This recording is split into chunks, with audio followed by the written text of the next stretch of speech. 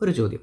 120 metre നീളമുള്ള train 160 metre നീളമുള്ള platform പൂർണ്ണമായി കടക്കാൻ സെക്കൻഡിൽ 20 മീറ്റർ വേഗത്തിൽ സഞ്ചരിച്ചാൽ എത്ര സമയം വേണമെന്നാണ് ചോദിച്ചത്. അപ്പോൾ നമുക്കറിയാം, ഈ സമയം കണ്ടുപിടിക്കാനുള്ള ഇക്വേഷൻ അല്ലെങ്കിൽ ഫോർമുല എന്ന് പറഞ്ഞാൽ ദൂരം ബൈ വേഗതയാണ്. ദൂരം ഹരിക്കണം വേഗത. അപ്പം ചോദ്യം വായിക്കുമ്പോൾ തന്നെ നമുക്ക് മനസ്സിലാവും, ഇവിടുത്തെ വേഗത സെക്കൻഡിൽ 20 മീറ്ററാണ്.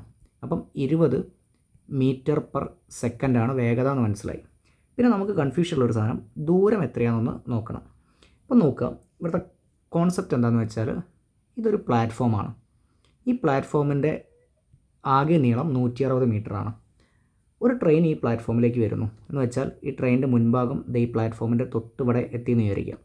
ആ ട്രെയിനിന് ഒരു 120 മീറ്റർ നീളമുണ്ടെന്നാണ് പറയുന്നത്. ട്രെയിനിന് എത്ര മീറ്ററാണ്? 120 മീറ്റർ നീളമുണ്ട്. ഇനി നോക്കുക, ഈ ട്രെയിന് ഇവിടെ നിന്ന് സഞ്ചരിച്ച് ഈ മുൻഭാഗം ഇവിടെ കയറി പ്ലാറ്റ്ഫോം കൂടെ സഞ്ചരിച്ചിട്ട് പൂർണ്ണമായിട്ട് ട്രെയിൻ പുറത്തേക്ക് പോകണം. അപ്പോൾ ഞാനിവിടെ നിന്ന് നോക്കുകയാണ്, ഈ ട്രെയിൻ ഇവിടെ നിന്ന് തുടങ്ങി ഇങ്ങനെ സഞ്ചരിച്ചിട്ട് ഈ പുറകു ഭാഗം ഈ പ്ലാറ്റ്ഫോമിൻ്റെ ഈ എൻഡ് കടന്നു പോകണം. എന്നാലല്ലേ പൂർണ്ണമായിട്ട് നമുക്ക് എന്ത് ചെയ്യുള്ളൂ, ഈ ട്രെയിൻ പ്ലാറ്റ്ഫോമിനെ കടന്നു പോവുള്ളൂ. അപ്പോൾ അഥവാ ട്രെയിൻ സ്റ്റാർട്ട് ചെയ്ത് ഇവിടെ നിന്നാണ് ഈ ഭാഗത്തു നിന്ന് തുടങ്ങി 160 മീറ്റർ വരെ സഞ്ചരിച്ചു. പിന്നെ ഈ ട്രെയിനിൻ്റെ മുൻഭാഗം പിന്നെയും മുമ്പോട്ട് സഞ്ചരിച്ചിട്ട് ഈ പുറകു ഭാഗം ഇവിടെ കടന്നു പോകണം. എന്ന് വെച്ചാൽ ഒരു 120 മീറ്റർ ട്രെയിനിൻ്റെ നീളം കൂടെ അത് അധികം സഞ്ചരിക്കേണ്ടി വരും.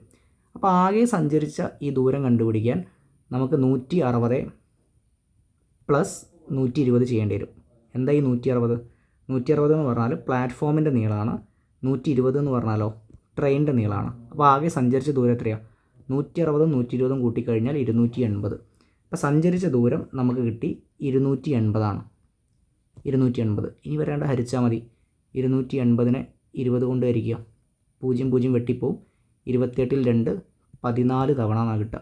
അപ്പോൾ 14 സെക്കൻഡ് എന്നാണ് ഉത്തരം. ഓപ്ഷൻ ഡി ആണ് ഉത്തരം.